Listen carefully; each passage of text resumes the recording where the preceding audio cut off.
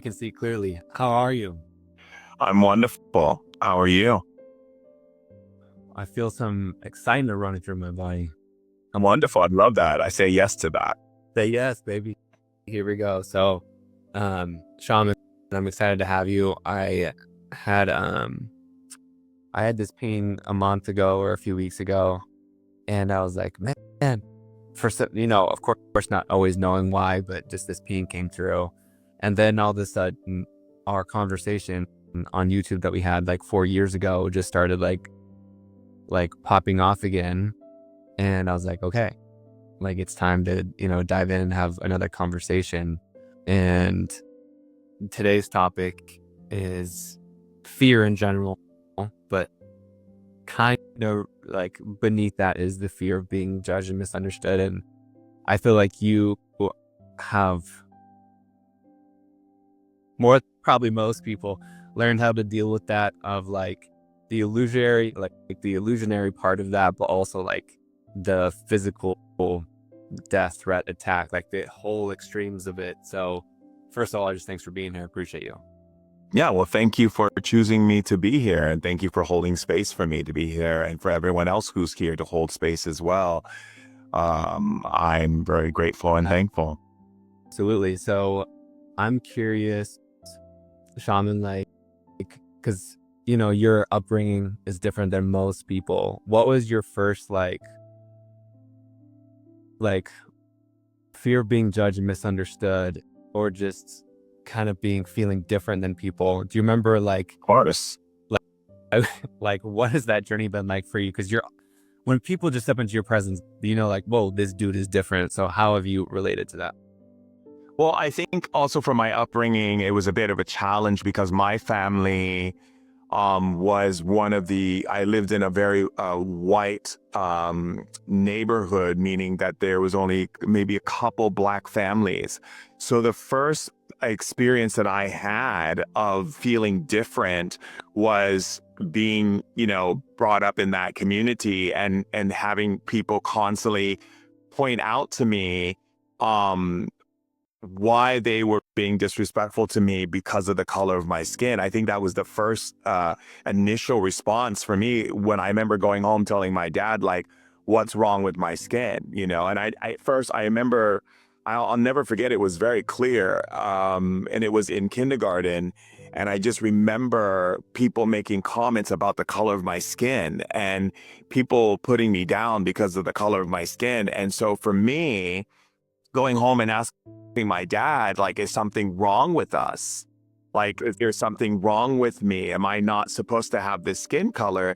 And that was really challenging for me in my early years because I would go and try to find bleach and try to bleach my skin and try to, change my color because I just wanted to be loved. And I was tired of being ridiculed and constantly made fun of and constantly, people constantly calling me the N-word and, all of these things. And then you couple that with my abilities. So then you go into that where, now they're doing that. So I'm experiencing that. And then the other aspect is the shamanic aspect of the fact that I see spirits and I can see colors and I can hear voices and I can feel people's emotions and I can see things before they happen. And I can, dial into these very subtle frequencies of what the trees are saying and what flowers are saying and what the wind is saying when it blows past my face. And it's sharing that with my friends, thinking that it was this very normal, natural thing. I remember one of my grade school friends recently, she wrote me and she's like, you are such a unique kid because no one knew how to handle you because you were existing at such a very different level of consciousness. And so, for me, when I would be like, oh, guys, did you hear what the wind said? And people would start laughing at me, And I go, why is that funny? Don't you guys ever talk to the wind?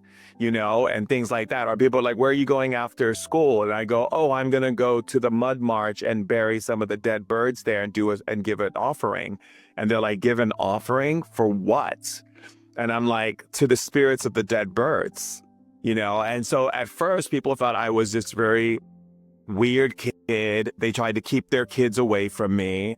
Remember, I was never invited to people's birthday parties. I remember everyone telling me how they were at Billy's birthday or they're at Catherine's birthday or, any of these other kids' birthdays. And I was never invited to those birthdays because the parents thought and the kids thought I was weird. And the parents thought I was evil. And so I was always classified as either evil or classified because of my color or classified because I was strange and different.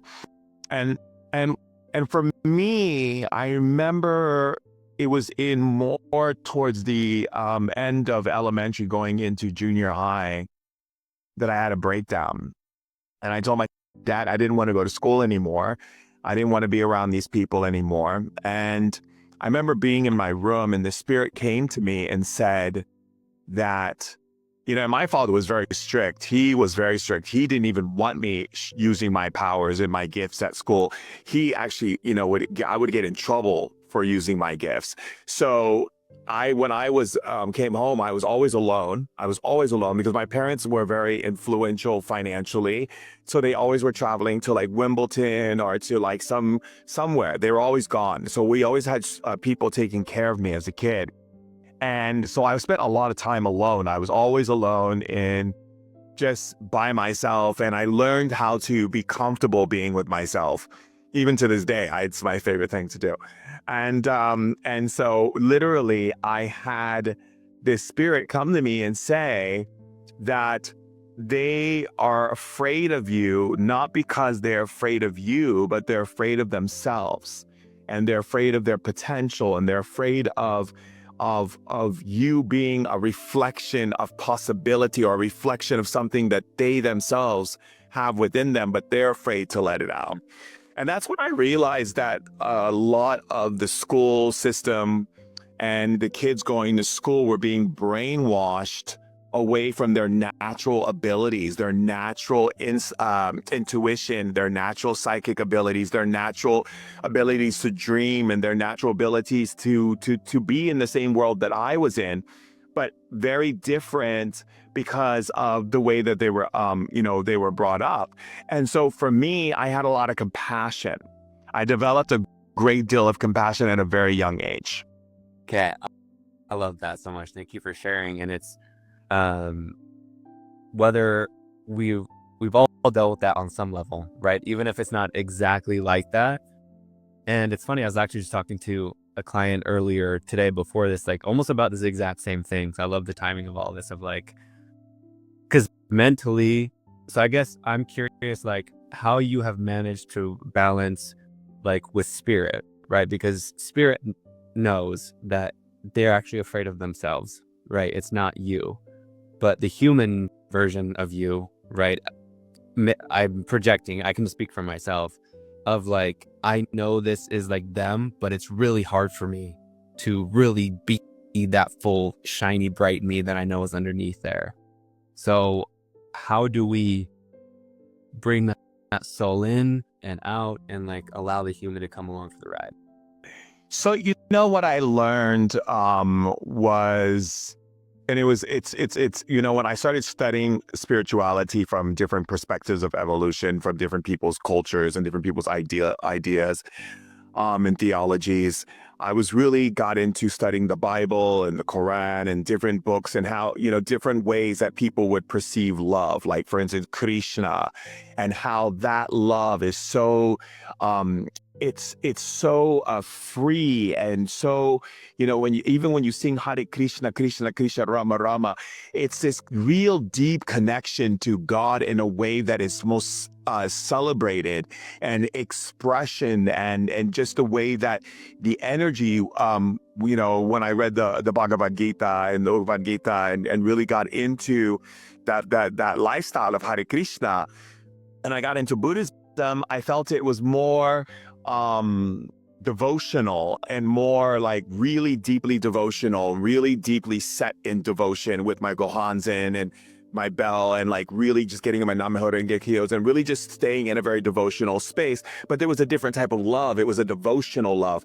And even like in the Quran, when I was studying the Quran, in like really understanding, the teachings of Muhammad and the teachings of, Fatima and Ali, and like really understanding that kind of love was almost like a deep family, nomadic, like protect your family, protect the people you love, like this kind of all-encompassing love.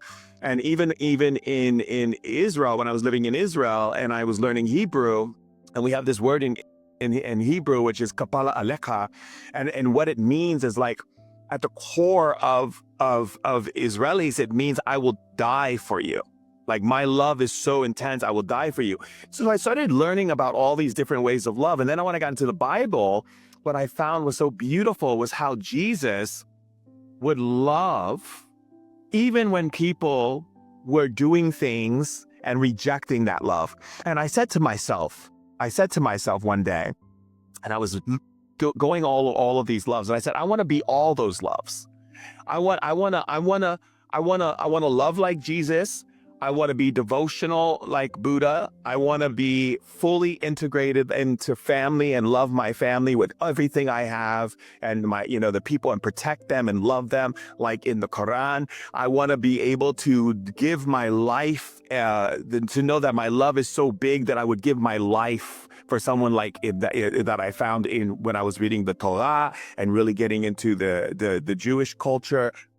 All of these different ways that really helps me. And also I want to be free and playful like a kid, like Hare Krishna, And so what it did was I realized that I am not, if I am changed in love because of what someone says and what someone thinks of me, then I have not gotten to the place that I want to be.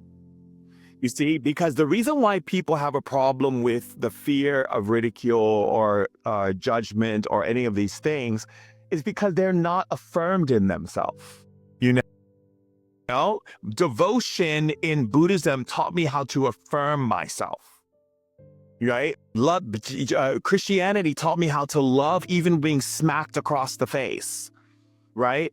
Quran taught me how to love my family and put my family in front of me as my heart, my soul, my friends, my heart, my soul. I'm so deeply devoted in that way to my friends and to my family. And Krishna taught me how to be free and playful, and to be honest, to hold space, to honor the beautiful things in life that people take for granted. And so all of these things help me. So when people are calling me names and calling me the N-word, and it's not like I don't still get it, and people doing these things, if I'm moved by it, like meaning if it affects me, then I have to stop and go, where am I not in that place with myself? Where am I not settled within myself and my love of God, my connection to source, my knowingness that God has already given me the approval. God has never judged me ever in all my life. So why is it that I seek the validation and approval of other people than to fully acknowledge who and what I am and in alignment with God, so that when someone says something, I can say to someone, they're not talking about me. Even though they're using my name, they're not talking about me. Ooh. Yeah, let that pause for a minute. Let that sink in, because they're not talking about you. And just to echo what you said, again, I love the synchronicities of all this, because I had the realization, by no means am I at the level of, what people, the levels are coming at you. But like, I remember I used to be so afraid of what people would say. And then all of a sudden someone said something and it didn't bother me anymore. And then I realized, I'm like, oh, like if I still get triggered by what someone says, if I get triggered by what they say about me, then it means part of me believes it. So that's actually a gift to say like, oh, like part of me believes this. And so that's my job to go within to see what part of me still believes that. Because like you said, I'm not affirmed in myself at that. Yeah, it's affirming in yourself, and it's acknowledging that when someone says something to you, you have to remember there's God and then there's distortion, right? So God is in every time someone says something beautiful to you, that's God speaking through them to you. And every time you say something beautiful to yourself, that's you speaking from God speaking to you, right? And every time you see something that makes you happy or feel good or feel vibrant or feel sensual or free, that's God in those things. But when someone puts you down, and it's not coming from love, it's not coming from a place of them wanting to see you rise. You see, there are people in the world who they are miserable and unhappy. So what they do is they look for ways to bring you to their level so they can feel consummated within themselves. You see, because consummation within one being is meaning that I'm at a darker, lower dimensional level. I want you there too. So I'm going to do everything I can to bring you to my level, because I don't want to see all this glitter and these fireworks and all these things. You understand? And so in order for us to be truly guided by spirit, truly guided by the divine light, the be light beings that people talk about, these light beings, right? These light workers, people call it. I don't like the word work, so I'm going to say light beings. We have to acknowledge that a light being is a person who stands at the precipice of darkness and is not affected by it, because the love and the purity of that love is so pristine in its nature, meaning I can stand on a street corner and not even open my mouth, and someone could have a bad day, come closer to my energy field and immediately start being transformed. I have a person the other day, I was in a gratitude cafe, a mom and her daughter, and I saw their energy, and I knew I didn't have to say anything, because my energy is so my energy is pristine with light that I could just put my arms around them for a moment. And then she wrote me a letter later saying that it completely changed all their stuff, completely changed, because we are the medicine that has cometh into this world. We are the light that has shine into this world. When we run from darkness, when we fight darkness, when we say, oh, I'm not going to go out and put myself out there in the world because I'm afraid that people are going to ridicule, make fun of me, or laugh at me, then you're not truly resolved. You're not truly in that place with yourself. You're not in resonance with yourself yet. You're still seeking to identify your true nature through how other people see you. And that's a dangerous place to be. You see, because the nature of humanity has been governed by the matrix to fall into alignment of being liked and being loved, and therefore denying your true soul calling, your true soul purpose of that when you breathe easier. So there's a lot of people on the planet who don't breathe really well because they're doing things that their breath was not meant to be in. You see, it's the same thing. When I became a shaman, I walked away from it and went into modeling and acting. I picked up by Karen Paris and was doing all the fashion shows and did some films on Netflix and did all these different things. But I didn't breathe well in those things. When I would be sitting in my van on the set, waiting for my scene to come up, I was like bored to death. I didn't like the food that was on the craft cart. And I would go out and start doing healing on all the FX people and on the makeup artists and all the people. And the director came in and says, you know, I really want to introduce you to Samuel L. Jackson because I think you're an amazing actor. But are you sure this is what you want to do? And I said, no. He goes, why? I said, because I can't breathe in this water with clarity. I don't breathe well here. I breathe well as Shaman Durek, and I know who I am now. Like, I don't have to walk away from it. I need to go back and finish my training with my family. I need to continue what is necessarily where I breathe easy. So when we decide to step forth into a bigger platform, meaning we put ourselves out there for the world in a bigger way, right? Celebrity status, these kind of things, whatever the hierarchy on this planet plays out for people to be seen in their grandiose ways, right? But we're really just brothers and sisters sharing our beautiful gifts and our love. And that's how I always look at it, you know? That's why I'm very humble when it comes to being grateful for people choosing to come and listen to me speak or come on my live or, you know, whatever. But when we look at that world that's out there, we have to know that we have to be okay with the ridicule. We have to be okay with the people making fun of us. We have to be okay with these things because God cannot change a human being through force. God changes a human being through you showing up and shining your light and they get angry and upset and oh, they go all crazy and everything. That's what you're supposed to do. Right? I say yes to that. I say yes to ruffling people's feathers. I say yes to making people uncomfortable because I realized that when I was in school, I was tiptoeing around everyone's emotions, not wanting to get in conflict with people. And then I realized I love conflict because it's the only way change can occur. But it depends how that conflict is. It doesn't mean I have to go and fight battles. I don't fight people. I don't fight people to become spiritual. I don't fight people because spirituality to me is evolution. I don't go and say, let me argue with this person and try to put my points on shamanism based on what they're saying. I don't have time for that nonsense. I lay buffet trays out and say, eat what you want. If you don't like it, don't eat it. It's fine. And I still love you. It's good. It's recognizing that you love because you are love. You give because you give. You support because that is what you are. You don't do it because you expect someone to give something back to you. You don't expect someone to say, I love you back. You know how many times I tell people I love them and they don't say, I love you back? I don't care.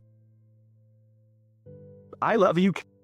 I don't care. I love you. That's me. I'm sitting at the Conscious Life Expo this past week that came, and I was walking up to this one woman and she goes, wow, you're so trusting of people. You're so that you can look right into our eyes with pure love.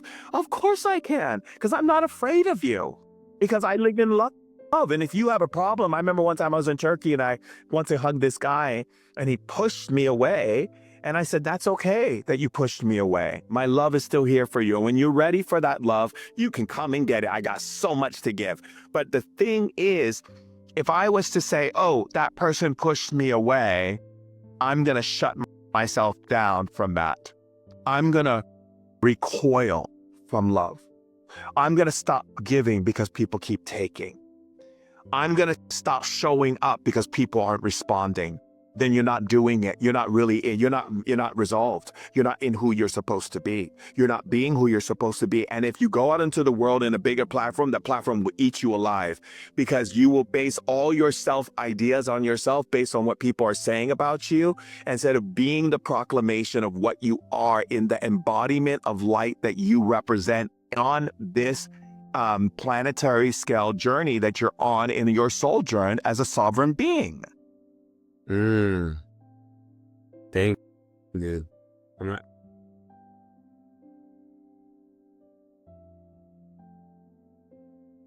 I mean, just to kind of throw some echoes out there, like how I see it, and just I'd love to get your feels and thoughts on this of like what you just said at the end, right? Of like essentially, it's showing like where we're still fearful, right? Where we hold that frequency of fear, and so it's like if we're like, do you have a suggestion of like where do we start? Like, because essentially, like if we're afraid of the judgment, it's because we still judge ourselves. If you're afraid of judgment, it means that you don't know who you are yet. Yeah. It's not just that you judge yourself. It's the fact that you don't know who you are. So you're letting someone come in and dictate to you and take dominion over your spirit and tell you who you are. You see? As I used to always say when I was a kid, I'm not going to let someone put something on my shelf. I'm going to put what I want on my shelf. And if I want to change that tomorrow, that's my choice, not your choice. Same in my relationships with my fiance. She doesn't tell me who to be, and I don't tell her who to be. What we do is we share with each other through love ways that we can continue to grow and evolve. So we challenge each other to evolve. So she'll say, I see this, and this is an area, would you like to hear about it? And then I have a choice to say yes or no. Right? And we choose to evolve in that space together. When something is upsetting us, I don't go, oh, wait, this is you. No, this is my trigger, my feeling of whatever is getting me all riled up. That's mine. That's not yours. So let me look at why this is triggering me instead of me making you responsible for my emotions. I'll never forget this day. I was walking with a friend And she said to me, you know, Shaman Durek, I really don't appreciate the way you've been today. You really made me feel depressed and really feel upset and so forth. And I just wanted to let you know that. And I said, so I made you upset because I'm talking about things that you're uncomfortable about talking about. And now you're upset and you're blaming me for this emotion. I said, oh no, honey boo. I said, let me explain something to you. You're upset because you choose to be upset. These are your choices. These are things that you have chosen and have grabbed onto emotionally. I am just showing up as me. And how I ever show up as me, because I'm a multidimensional being, so you'll never know exactly what you might get. But what you will get is you will get a real, authentic person showing up. And if that bothers you, then that's what was supposed to happen because you chose those emotions. You could have chose happiness. You could have chose joy.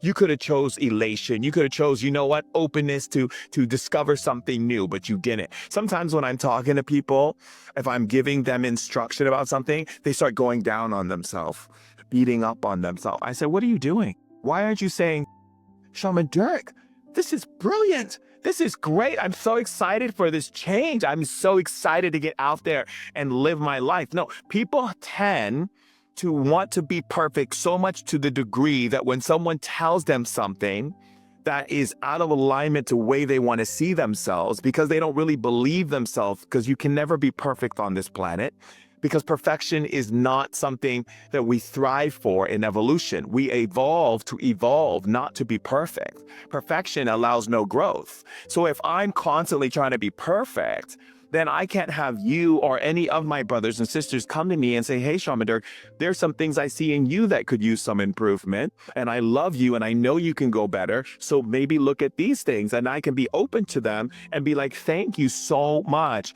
for showing me how I can even go further. But if I'm a person who's striving to be perfect, I can't listen to you. I can't listen to God. I can't listen to spirit. I can't listen to my spirit guides. I can't listen to the trees. I can't listen to the wisdom in the wind. I can't listen to anything because I am so much about my need to be perfect, because perfection to me is love.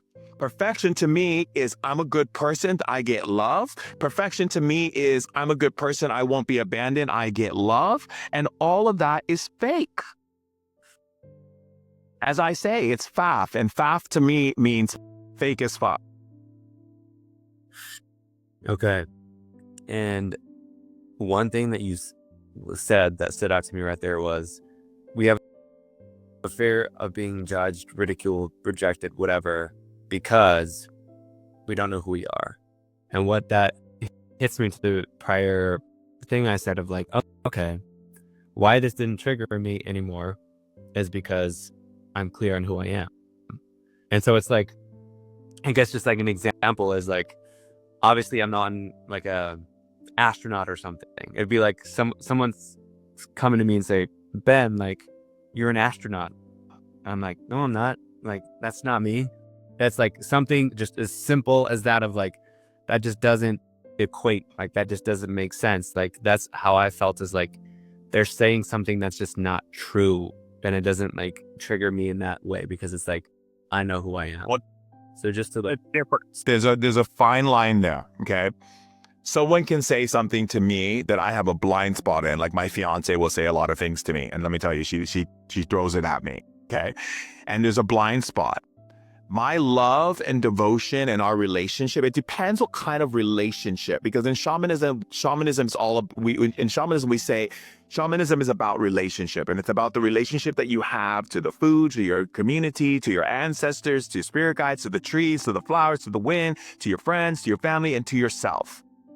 Amala Ashe, yes. And so when we operate, when someone is in my life that I love, yeah, I am open to hear what they see, because they are also not coming from a place of trying to hurt me. They're coming from a place to show me another side of the coin that I don't see, because we do have a certain amount of vision, and then we bring people into our life to complete those scales of vision. So if that person comes to me and says, I see you as an astronaut, I say, oh, and how so? You know, and then they say, well, I see, you are a person who likes to, go out into places unknown and search and go on these these expeditions, you see? And then I say, oh, let me see how that connects to me. Let me take that in instead of just saying, no, I don't see myself that way, because they might see something that spirit has asked them to show me that I have not seen, you see?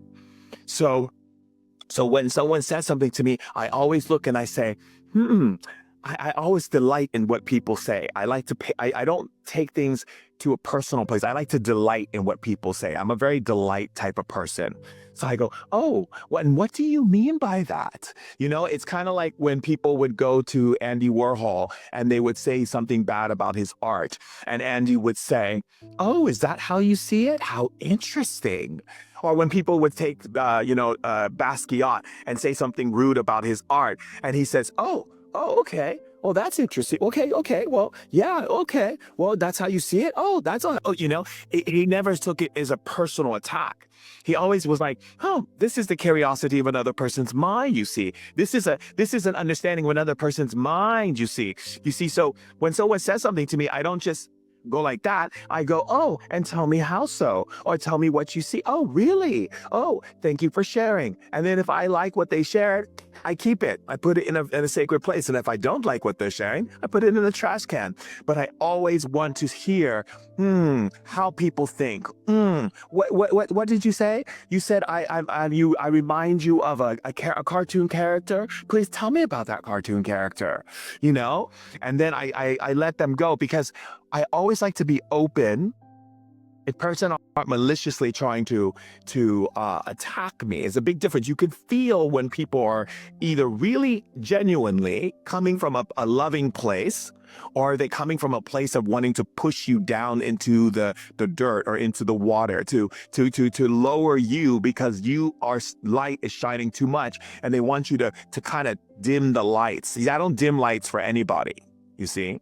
So again, it's a balance. It's a very delicate balance, and you have to use your intuition and your feeling of knowing that person and trusting in the heart of that person to either, are they telling me something because they want to see me grow and become even greater, or are they telling me something to take the wind out of my sails? And in that case, I have to say, I didn't ask for your unsolicited information, darling. Please, I really would like in our friendship that you would ask me if I would be open to hear some wisdom from you before you just throw it upon me.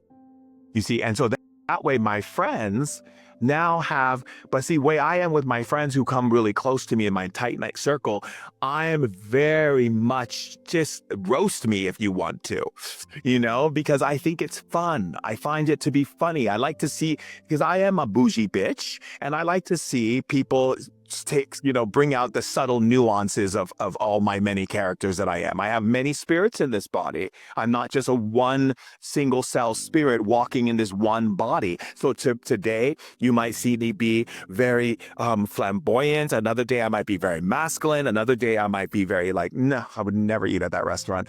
You never know. So again, I'm very animated. And so I have friends who will say, oh my God, Durek, did you see the look on your face? And it's like, we make jokes and have fun. And I think that's important also in being a human being, is to not take yourself so seriously. Mm-hmm. Yeah. I mean, that's one thing that you do really well. I think is not take yourself seriously, but actually your multidimensionality, like in the same sentence, you could completely flip and then be so serious. I would love to. Are you down if we take some questions that people put in? By all means. All right. There's a lot. So I'm just going to randomly select one. Okay. So I'm an actress, and somehow I feel that part of me is dying to live my true purpose. It is painful. And I don't know if I'm confused or is it reality. How do I know that I have that answer? Well, just the way you're talking, in shamanism, we call this type of talking, we call it the scales, okay? Because you're saying I'm an actress, so you're letting us know who you are. And then you're saying, somehow I feel that part of me is dying. So now you're going downhill, okay? You're going into the dark realm. Then you say, to live my purpose, It is painful. Now you're putting you're calling in an emotion and stamping an emotion onto it. So the universe has no room to play with you. There's no room for you to play. There's two types of energies in this world, okay? And I'm going to give you an understanding on how you can move through this very quickly, okay? So there's one energy, which we call in shamanism, the stuck energy. It's people who constantly trap themselves in their own kind of purgatory, I would say. It's like people will say things like, I have a block. Okay, great. So you now created a block, and now spirits can't do anything to move that block, because until you know, we can convince you that that block is moving. So people will say, oh, I'm so stuck in this relationship. So great. You're stuck in a relationship. We can't do anything for you, because the universe, and that's why if you read my spirit hacking book, I talk about Eckhart Tolle, and I love Eckhart Tolle, don't get me wrong, but the whole power of now to me as a shaman is bullshit, because the power of now cannot exist on our world, because everything has to move in order to evolve. So the ocean moves, the trees move, the wind moves, flowers move, your blood is moving, your bile is moving, your lymphatic system's moving, everything is moving. And your consciousness is moving. Everything is moving. So when you say something that is permanently stuck, you're going against the cosmic flow. And the cosmic flow is like a river, and it constantly moves. And if you know how to ride it, that's why I love my friends who are surfers, because they understand that through surfing. My friends who are surfers, I could talk to them about spiritual things. They're like, yeah, like when you're riding a big wave. And then I said, exactly. Because if you don't know how to move, then you cannot move with life. So if you say things like, very infinitive things, it's painful, it's this, it's that, I'm trapped, I'm stuck, I'm blocked, my heart is broken, like all these things where you're not bringing any form of movement. Here's movement talk. Movement talk is, I'm an actress, and that's something that moves my heart and my passion. I feel like a part of me has been confused. However, I know there are powerful spirits and powerful ancestors and energies coming in and moving and supporting that energy for me to rise out of that situation. There was a time where I thought it was painful only because I put myself in a stuck position, but I know there's so many powerful forces that are lifting me and shifting me and pulling me out of that energy, that I realize all I have to do is make a choice. And in that choice, my reality will come. And there's the answer to this whole entire written scale thing that's going like this, and the universe is looking at it from the spirit world of going, okay, well, there's no clarity here. She's not being clear about herself as God. She's not really honoring what she exactly is aligning with. And everything she's saying is like, has some kind of intentional pain or some kind of limitation. So spirit has to wait for you to call spirit in to show you that this is nonsense. So if you came to me and sat with me in a private session, I would take apart this thing so fast and show you how to regraph your thinking, your emotions, and your energy to make it so that you can be a successful. I had a friend who was had the same situation you had, and I taught her how to restructure herself, and all of a sudden she landed the #1 TV role on Hawaii Five-0, and she's been blowing up ever since. One of my close buddies, my friend Glenn Powell, whenever he would get into a situation where he felt trapped, I would say, dude, you have to think in this way. You have to think in this way. And he would think in this way. Now the guy's doing Top Gun. He's doing all these big Hollywood films. There's no reason for you not to be able to have what you desire in life.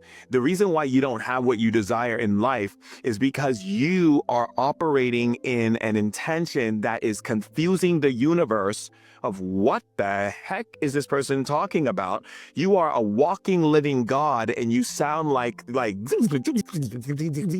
all over the place. So clarity. Clarity is so important. Clarity, movement, and awareness of your words, because every time you open your mouth and speak, you attract and call energy. Every time you think, you attract and call energy. So God always says, either you're with me or you're choosing to use your free will against me. It's your choice. You with God, then you're saying yes to the good stuff, and you keep your mind there and you don't deviate from that place. People who spend time looking at their past. I have the dark nights of the soul, and I have to go heal my ancestral wounds. And no one asked you to do those things.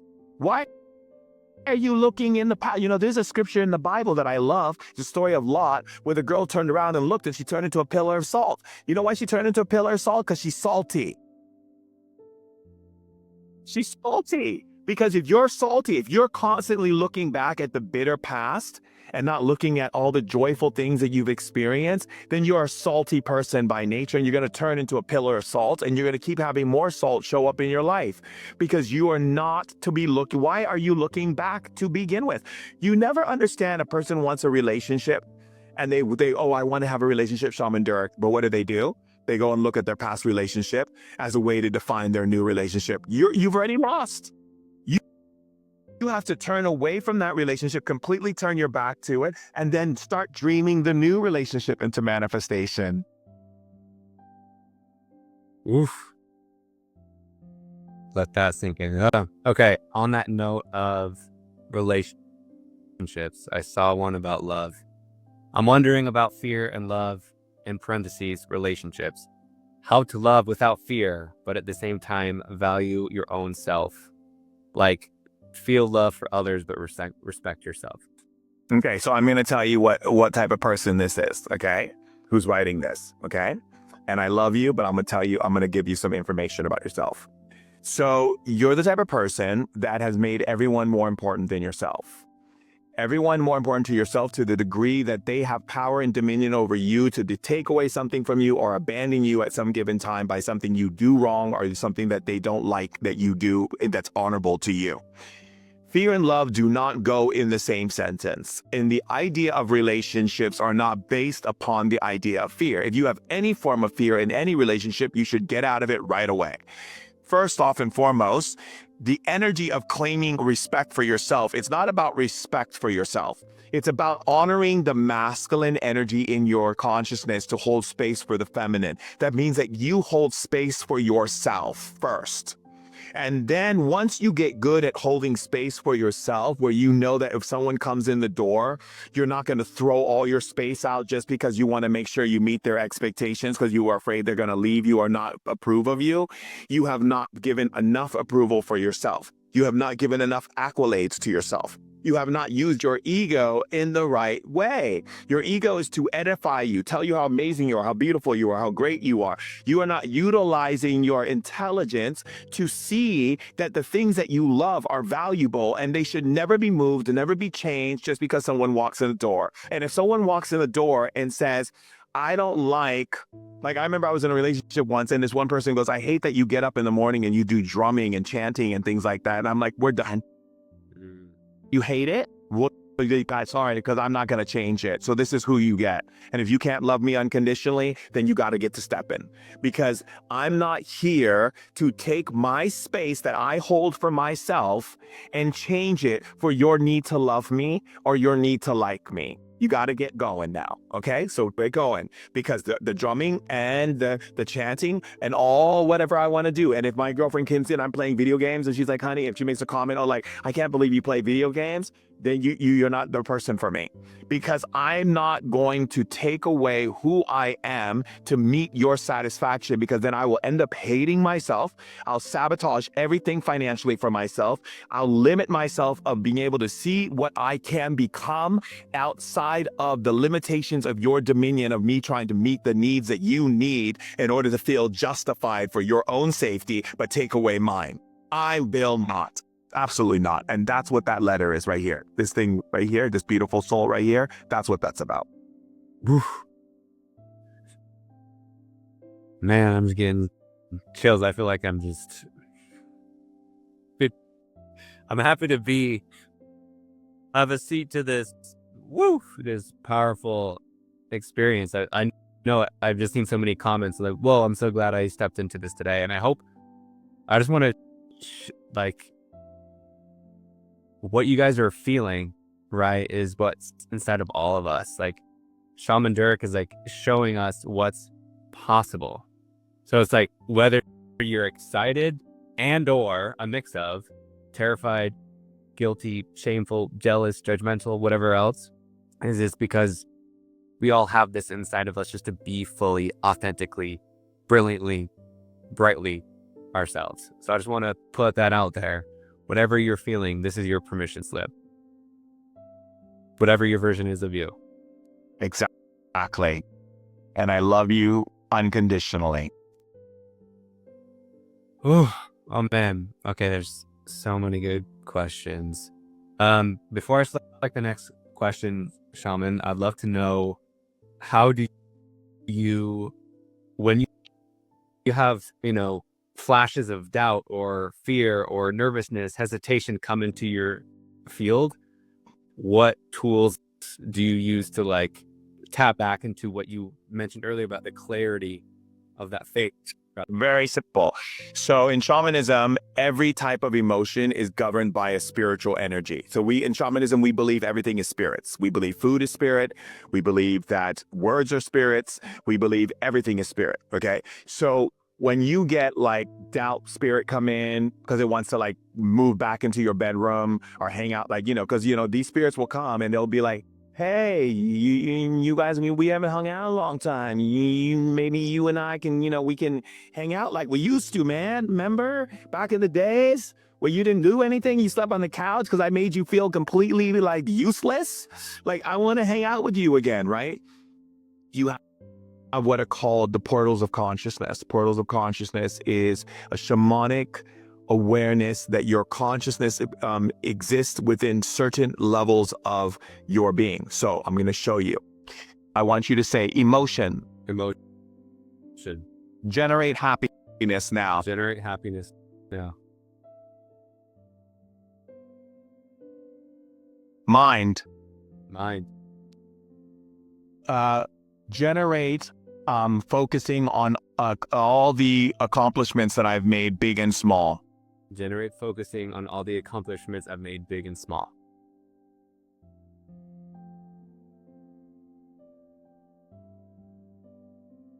Body. Generate an energy that doesn't allow negativity in.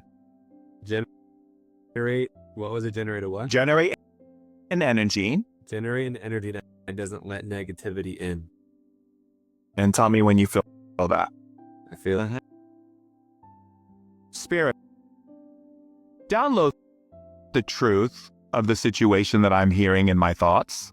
Download the truth of the situation I'm hearing in my thoughts.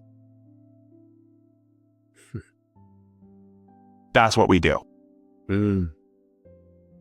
We have no time for nonsense. If a spirit comes in and doubt's coming in, then doubt means that some part of my being is swaying over to that side. I simply use my powers and completely go, nice try, but like I said before, I evicted you for a reason. You're not moving back in, and see you later. I love this. And because what I love about it is you're not shaming it, right? And it's and you're very honest of you still feel this stuff, but you don't play with it.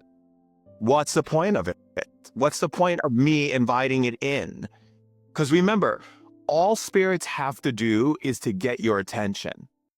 And if you have a spirit in the room, and you could either have a conversation with it, which I do sometimes because I want to know where it's from, what's its origin, why it's here, what it makes it thinks it has the right to be here. I ask all kinds of questions. I'm like, and where do you come from? And what's your origin? And did you have a human body at one time?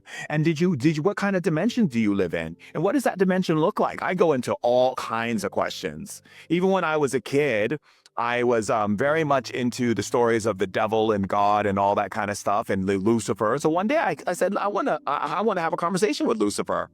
I want to know what Lucifer is really up to. So I said, Lucifer, what are you all about? And I said, did you get thrown out of heaven? And I heard, no, I didn't get thrown out of heaven. I left heaven. Why did you leave heaven? Because I came here to be a reflective light unto people what their real temptations are, so they can see the difference between what's tempting them and what's not tempting them. I go, oh, so you're not here with pitchforks trying to bring people into some burning fiery pit?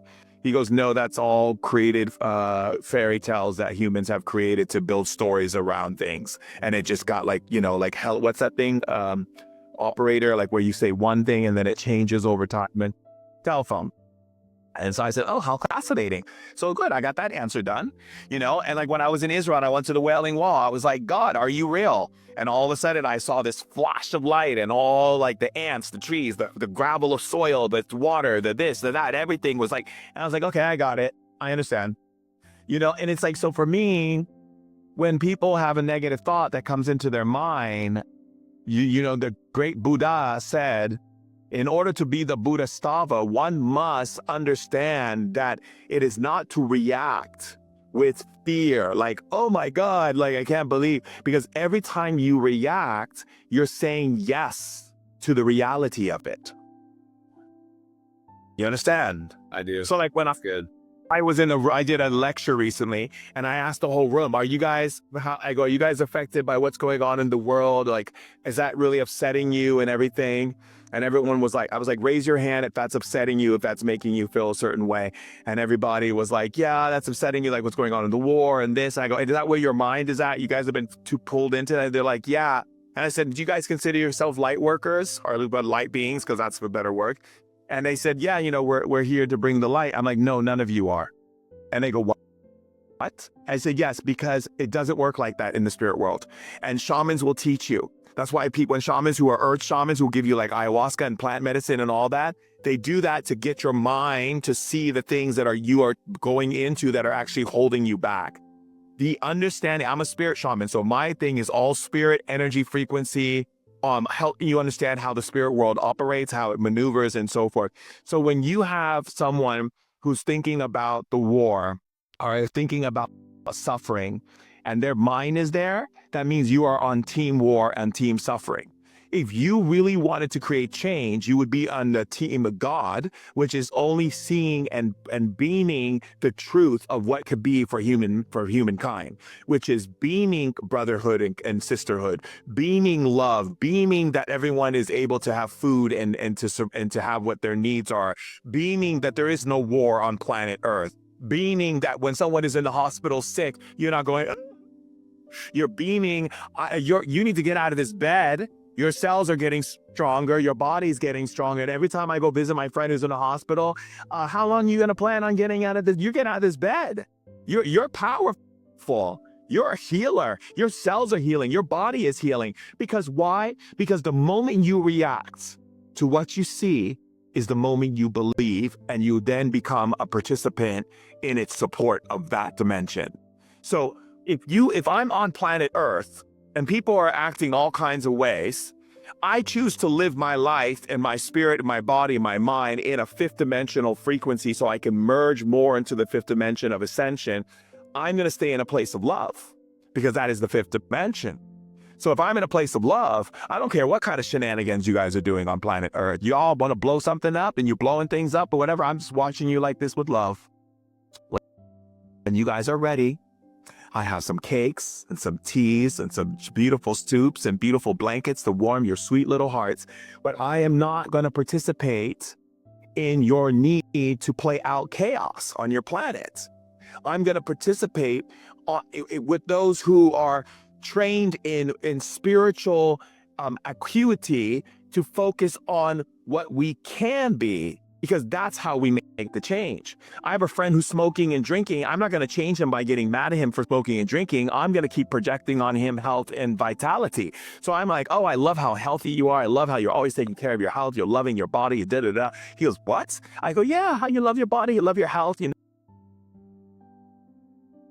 Do the same thing and watch what happens. 2 weeks later, he stopped smoking, he stopped drinking, he went to the gym, what is that gym called? The one where all the models hang out at. And he went there and he started doing all the good stuff for his body. He hasn't smoked and drank since. And why? Because I didn't project onto him the very thing he projected on himself. That makes no sense. I projected on him that which I know I dreamed a dream greater than the dream he was dreaming. That's a better way to say it. You understand? Like Dr. Martin Luther King says, I have a dream. What is your dream? What is your dream? What is your dream? Dream greater than the nightmare. Dream greater than when you got $10 in the bank, you got $20 in the bank, you want $1,000 in the bank, start dreaming about $1,000 and stop focusing and reacting to the $20. You're going to see $1,000 come into your life. You're going to see love show up in your life. You're going to see beautiful people show up in your life. And so that is the key when we get into understanding how to shift out and think in the way of a mystic or a shaman or a person who has had a lot of aptitude towards spiritual teachings, is to learn how to use your powers to be like Harry Potter in a Spectre Patronus. When something is coming in Harry Potter, he's not sitting there just letting it take over him. He's got a counter spell and counterspells that thing, and he whacks it right out of its position. Someone comes to me and says, Shaman Durek, I'm having problems with money. I'm having difficulty with money. I'm this and that. I'm not gonna listen to your boo-hoo story so I can get swept up and react to it and start getting into your story and feeding your need to be poor. No, I'm going to be like, you are full of shit. You are so abundant. You are so prosperous. You got money coming from all levels right now. And if money's coming this week, all kinds of good things are happening. And then all of a sudden what happens is my friend goes, I don't know what you did and I don't know how you did it, but all of a sudden, this person who owed me $2,000 just paid me. I said, you know what I did? I'll tell you what I did. I didn't accept your nonsense. I didn't accept the lie that you were trying to reel me in and trap me into your little story with all my reactions and feel boo-hoo for you.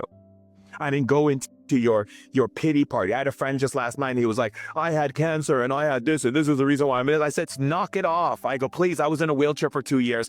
I was beaten in my childhood. I went through this, I went through that. I've been raped, I've been molested. Get off your fucking stories and let's start deciding what we want here and now for our lives, not using our stories to dictate why we act the way we do, you know? And that's why people go into those stories. They tell you, oh, I have no money. And you tell a friend, so, okay, but you know, what about this? People love to debate you about their misery. Yeah. Right? Hey, tell you I'm afraid. Someone says, if someone goes, I'm afraid, and I say, they say, but I'm so afraid. Then they re-establish it. So the moment you say, I'm afraid, your body's like, let's get rid of this fear, because that's your higher consciousness. Your higher consciousness means that your intellect that is operating at a higher dimensional field of energy that's in the invisible planes, that's all around you that you don't see, is already getting rid of the nonsense that's coming out of your mouth. But then what people do is they reinforce it, you see? Then they say, oh, I'm so afraid. I'm like, but there's nothing to be, but I'm afraid. Okay, there we go. They brought it back in. They try to pull it out. They brought it back in. I can say to someone, oh, you know, you don't have money problems. They go, what do you mean, Durek? I lost my business. Like, yeah. So now they're fighting me to prove they have money problems. You see, these are the turnabouts that we shamans say. That's why earth shamans give people plant medicine, because they don't want to argue with you. They're not going to argue with you, because a lot of people in the Western world, they like to argue and fight for their nonsense. Like a girl will say to me, I have a broken heart. I'm like, it's not a broken heart, it's a broken ego. Yo, it's a broken heart. Okay, fine, it's a broken heart. You just keep on believing it's a broken heart. And when you're ready to transcend out of that, I'll be ready to support you, but I'm not going to argue with you. I'm not going to debate with you. I'm not going to play this back and forth game trying to convince you of some spiritual higher knowledge because you still want to play in the lower density fields. I'm not going to do that. So you go ahead with your broken heart. And when you're ready to get out of that broken heart, Shaman Durek will be right here with the open arms and ready to show you that you've never had a broken heart. It was your ego that was broken because of all the investment that it had to give into that person. And now it's being ripped away. And that's what you're feeling. And so then people go, oh shit, because your heart is like, I'm so glad I got rid of that fool. Because your heart is team you. Your heart is not getting broken. Your heart is like, I know what's right for me. I know what feels like love. I know what feels juicy, yummy, and delicious. You brought this thing in and was giving all your energy to it. Even I've been screaming to you, this is not delicious. This is not yummy. So the heart is never going to get broken, because the heart is led by the divine. The heart is like, when I go to people's heart and I say, what do you feel about the heart? Says, thank goodness they're out of that. Now I can bring their real mate in. Are they ready to hold that space for themselves? How you hold that space for yourself is how resonant you are with your heart. With the love vibration in your being shows how you attract relationships. So again, we have to bring more education. And that's what you're doing. And I love that about you. And continue to bring more education to the narratives of nonsense and begin to debunk them in the most simplest, loving way, playful and fun, right? Not like beat up on people, because we don't do that to change. We don't need to beat up on each other to grow and evolve. It is the delightfulness. I feel delightfulness when my friends come with me with nonsense and I just snap back at them the truth. And just they come with me, oh, blah, blah, blah, blah. I said, no, I'm sorry, darling. You are very much worthy of love. You are love. You represent love. You are the medicine of love. You walk love. You breathe love. And then all of a sudden they're like, oh my God, I met this amazing person. Yes, because we realized that we aligned with the truth and not the lie. And so when we get through fear, right? When we realize that we're going to step up in the public eye, we want to be celebrities, we want to be out there in the big thing. Because what is a celebrity? And like if I look at my life and people go, "Oh, Durek, you're a celebrity. Every time you go out, people know who you are." No, it's because I've shown up and held space for people. I show up and give of myself. And so, but am I greater than someone who has no followers on Instagram? Absolutely not. I am just your brother in light. And I am just here to walk with you. I will not walk above you. And that's the biggest mistake that all the world leaders made in the past. I studied them. I studied Gandhi. I studied Dr. Martin Luther King. I studied Malcolm X. I studied all these world leaders and how they put their message out there and how they spoke and how they brought things forth. And I said, there's one mistake they made. They put themselves above the people. They didn't look at their brothers and sisters and say, come with me, let me build you up to the level where I'm at. So we go together, we walk together, because it's harder for the matrix to take out millions of people who have the same powers and likeness. I call it the superhero team, right? Than one person speaking to the masses. One person speaking, boom, boom, done. We got him, we're done. His mouth is shut. But if you got millions of people speaking love and consciousness into life, and they're all willing to stand in the face of adversity because they know who the F they are, and they don't care what Sanchuan or Bill or Rashad or whoever says whatever, because they know who they are, because they've aligned to God's truth that they are who they are. We will change this planet faster than you can flip a dime. But that's what it's going to take.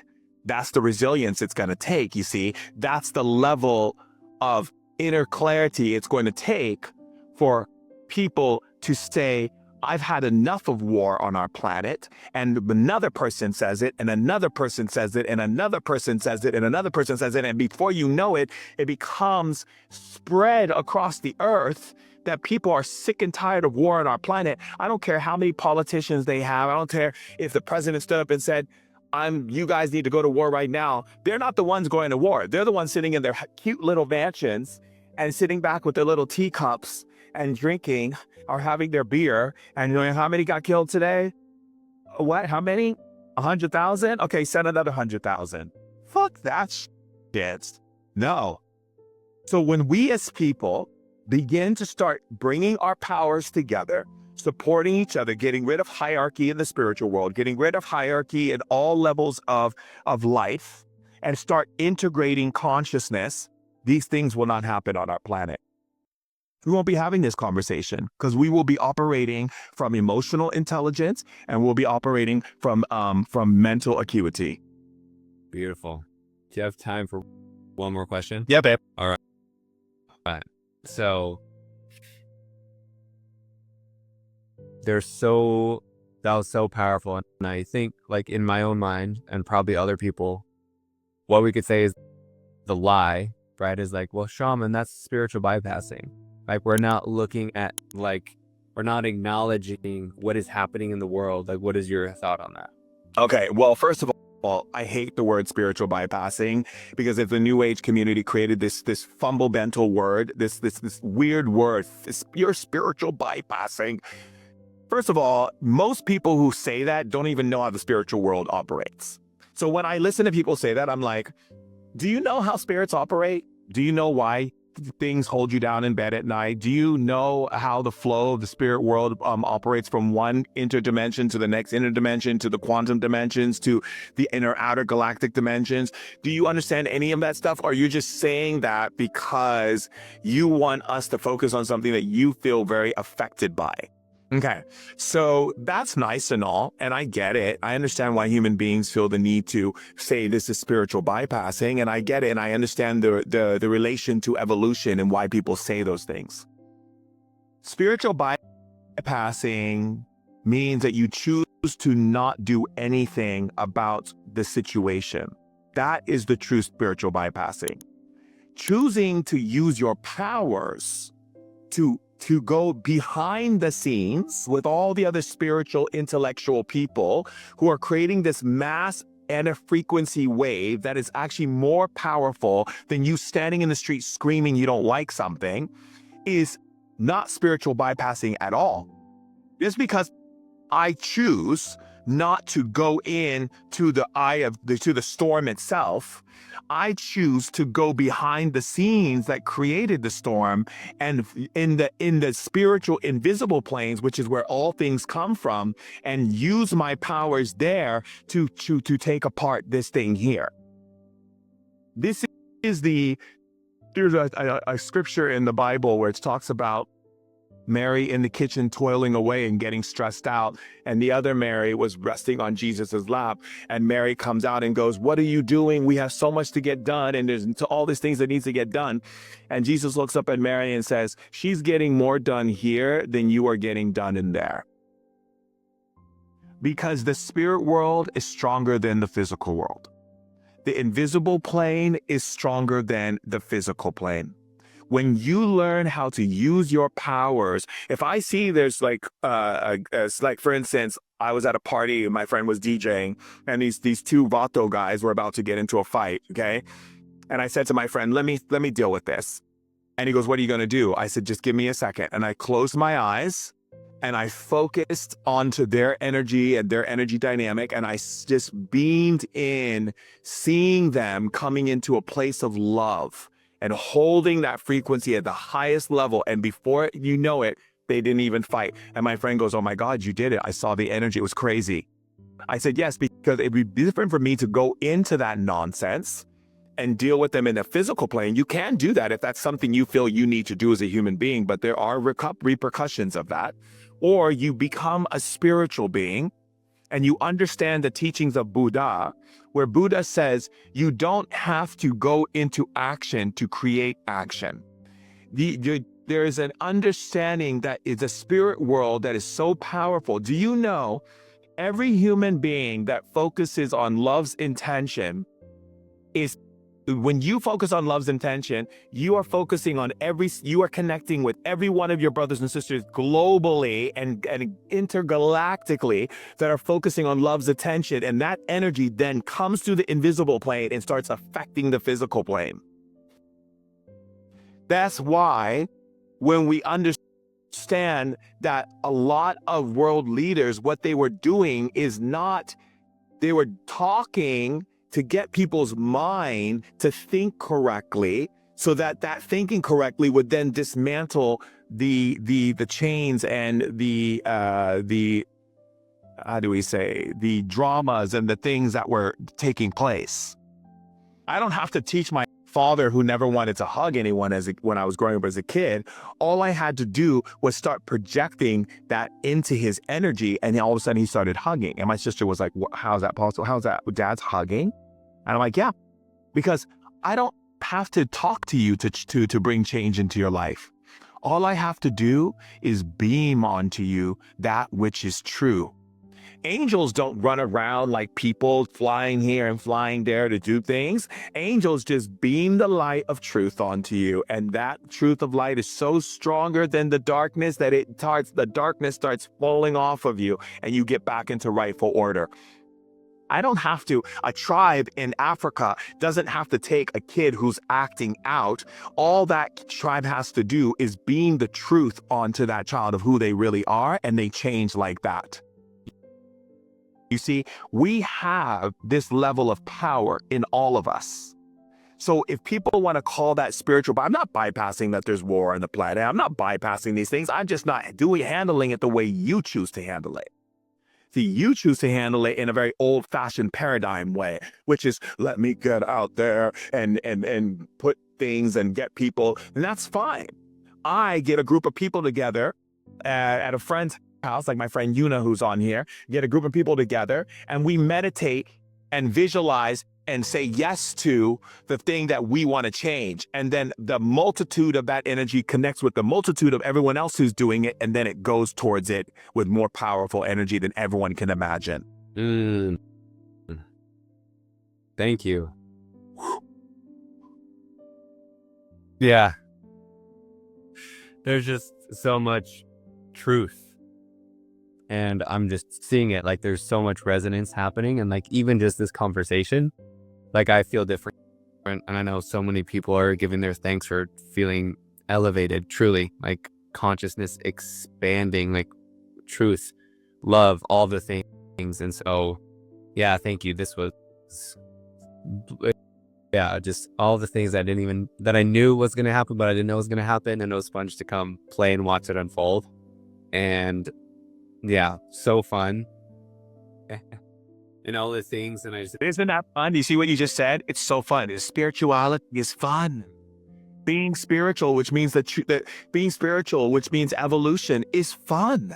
It's fun. And it's fun to navigate. It's fun to delight. It's fun to explore energy and how to use energy, how to move energy, and that's all I do with people is create everything that I create, from my spirit optimizers that waken up energies and shows you how to use your powers, to my amazing app that I just launched, which is the Lit Vibe meditation app, where I infuse shamanic frequencies into all of the meditation. So you're not just having a meditation, you're actually awakening and activating energies. So all of a sudden people are writing me and going like, how is it that I'm completely in compassion all day long? How is it that I'm psychic and I've been able to see things before they happen? Because I fine-tuned these frequencies with spirit shamanism, and the energy is fun. When you are doing something spiritual and it's not fun, stop doing it.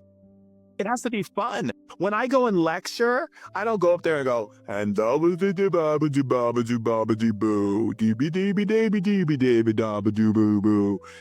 I make jokes, I tell jokes, I laugh, I go into the audience, I hug people, I bring people on stage, we do demonstrations, I show people how to use energy, how to play with energy, because it has to be like being a kid. There's a scripture, and I'm going to go back to it because I love some of these scriptures. Scripture in the Bible that's the book of Matthew, and it says, they asked Jesus, how does one enter the kingdom of heaven? And Jesus says, and he starts laughing, and he says, to tell you the truth, in order to enter the kingdom of heaven, one must come as a child. There's scriptures in Buddhism that talks that when they were talking to Lord Siddhartha, who became Gautama Buddha, they were asking about how does one reach in states of enlightenment? And he says, in order to reach a state of enlightenment, you have to be willing to play within all of the levels of thought that you have. What? Play with all the levels of thought? You mean like even the negative ones? I'm going to come in and play with them a little bit and be like, hey, what are you up to? What's going on? Why are you saying that? Like what's going on? Like let's toss a ball. Let's get to know each other. So the more you begin to do that, you become more and more enlightened. Enlightenment is the ability to release the burdens, the obligations, the ideas of expectations off of you, and you become enlightened because you become lighter in spirit. You become effervescent. You become free. You're not living in life and going, this is my job, this is my career, this is my purpose, this is my mission. I don't have a mission or a purpose. I just wake up every day and I go, what makes me feel good to do? Where do I want to share? Who do I want to connect with? Like you and I, you reached out to me. I was like, yeah, babe, let's do it. It's like, come on. People go, oh, well, you always call people love and babe and this and that. That's how I talk. You don't like the way I talk, don't listen to me. It's like, this is the way. It doesn't mean anything other than what it means. It means you're a sweetheart. You're my babe. I love you. You're a sweetheart. Oh, that's how I am. That's always how I've been since I was a kid. That's always going to always be for the rest of my life. People have a problem with it. That means you have a problem with receiving that level of love from me. That's fine. But again, I'm not going to change who I am because you can't handle me calling you babe or beautiful soul or enlightened, beautiful, divine leader of legacy or sweetheart or darling. Because to me, we're all brothers and sisters and we all deserve nurturing and love in our words and the way that we communicate with one another. So again, we have the ability to do these things. We have ability to use fear as a tool instead of using fear as some kind of thing that holds us back. Whenever fear comes up, I always go like this. So, okay. Thank you, fear, for showing me where there's an entity that's holding me back, because everything is a spirit in shamanism. So we know that I simply say, do I have a fear of putting myself out there? And if I hear yes, then I go, I'm sending you to the light. Now that you're in the light, look at my highest truth as according to love. Then I say, do you see it? And then I hear the voice say yes in my head. I say, great, what do you see? And it tells me, I go, good. Are you willing to align to that? Yes, because darkness, when it sees the light, it turns back into the light. That's why I send everything to the light. But when darkness is darkness, it can't see the light. So it's only acting off what it knows. So why am I going to get upset with that? I'm like, okay, that's what you know. That's what you see. So let me take your vision and make it and show you a higher vision of what it looks like in God's kingdom. Now you see that. Will you align to that? And it says, yes, boom, done. Now it's lifted. Sometimes I'll have people come in and go, I don't feel any energy, Shaman Durek. I said, the reason why you don't feel any energy because you're afraid of the unknown. So what I got to do is go into your fear, restructure your fear to be not afraid of the unknown. And then all of a sudden you'll feel all the energy and frequencies I'm sending you. Ta-da! Very simple. Woo. Okay, so we had some people asking about the app. So will you mention the app one more time? Yes. So my team and I, over a long period of time, created this Lit Vibe meditation app. It is an app that is fused with shamanic frequencies. My niece, who handles all my media, she graduated from the School of Berkeley of Music. She's composed all original pieces of music to match those frequencies. And when you go into it, it opens up. So like what some people, like one woman the other day said she did one of the meditations, and after she was, purging, and she was purging, and that's what she needed to release. Another person saw, angels in their home, and other people get different awakenings in their body. You might feel tingling sensations. Your body might shake. You might start seeing light, colors, this thing, that thing. It's all set up to awaken all the dormant spiritual frequencies in your body that you are not connecting with. So then on top of that, in the app, we have a community space where you get to connect with other like-minded people such as yourself. And you can then do meetups and you can share, spiritual conversations. And then we go in and I answer questions for everyone. Like people say to me, oh, like, what is this? What is this shamanic thing? And then I go in and I talk, and then people add their thing to it. And another person goes, hey, I have a different angle on it, and let me bring this in. So it's a beautiful community of lit leaders of legacy who are doing these activations, because I don't call them really meditations, they're really activations, and giving you the ability to jump to higher levels, right? Because this is all about leveling up this year. This is the level up. This is the year of the dragon. This isn't the time to be sitting and this is the level up year. So we are leveling up. So the app is going to level your energy up. So all of a sudden, if you start doing some of the meditations, and all of a sudden you start getting these intense visuals, say thank you. And you're leveling up and you're connecting with community, because community is everything. Connecting with people like I'm doing right here with my brother. This is all about us coming together and loving one another. This is love making, and in my terms, right? It is the true love making. It's when we collaborate, come together, and create beautiful energies for the world. So that's what it's offering in the app. You connect with people, you talk, you share. You don't want to share, fine. There's tons of people on the app who don't even say anything, but there's tons of people on the app who are very in there talking, sharing ideas, taking pictures of things, and showing pictures and like just having fun. And that's what it's about. And every week we're putting new meditations up. We're going to be adding all kinds of fun stuff to the app. We're going to build it out more and more as it grows to where we start building social events, global social events, and gathering our brothers and sisters so that we can come together and rock the Casbah. Let's go. And what is the name of the app one more time? Lit Vibe Meditation. You can get it on Apple or you can get it on Google Play. Beautiful.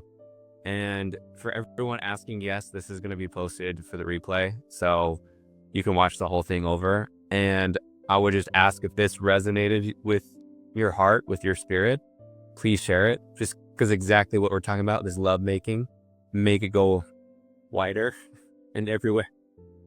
Make that's the point. Exactly. You know what I always find fascinating is I'll do a live or do something and then nobody, and people, like maybe 1 or 2 or 3 or 4 people share it, but everyone who's on that should share it, because that's how we build our family. And we call in people who forgot who they are, and they come and they go, oh my God, I remember now. I remember you guys. I remember we all said we were going to come to earth and rock the Casbah. So share, share, share.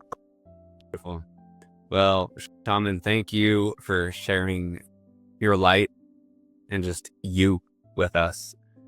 So many downloads, takeaways, activations, all the things. And yeah, please share. I would love to know, once this post live, please let me know, let us know your takeaways. This is, I know there's probably more than one takeaway. Go get the app, go get, I know the exercise you took us through, that's in spirit hacking, right? Like a lot of those exercises. So yes, so go check out that book. Your podcast. Oh, and we have a podcast that's posted in 2020. Just go YouTube, Shaman Durek, the Fear Guide. You'll find that too if you want to go. Yeah, that was an amazing one. Yeah, and that was more focused on like the frequency of fear. Yes. And a necessary time that we were talking about it, which was like in the pandemic. Yeah, very much. All right. Well, any other expressions you'd like to offer? The only expression that I have before I leave, because I do have to get to the studio to record some more wonderful meditations for you all, is that you get to wake up every day and design your life.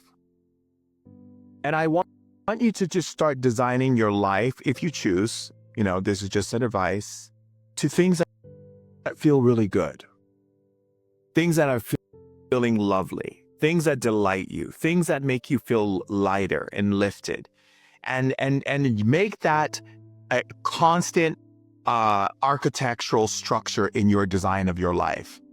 And what you're going to find out, and I assure you this will happen, you're going to love your life.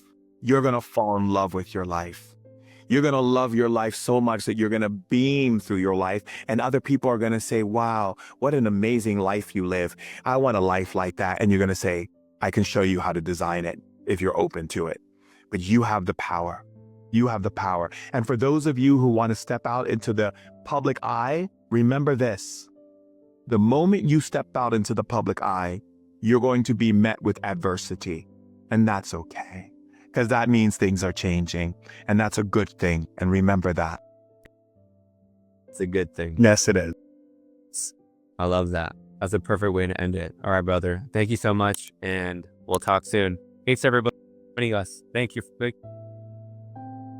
Love you. Receive.